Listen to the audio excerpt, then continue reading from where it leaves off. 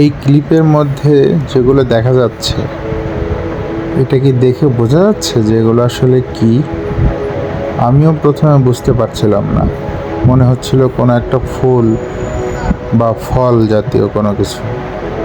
এরপর যখন এগুলো খুব কাছ থেকে আমি দেখার চেষ্টা করলাম, তখন দেখি এগুলো অনেকগুলো নড়াচড়া করে।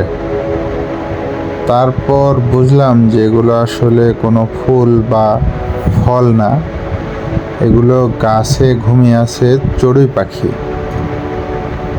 তো দৃশ্যটা খুবই ভালো লাগলো, এই জন্যে ধারণ করলাম।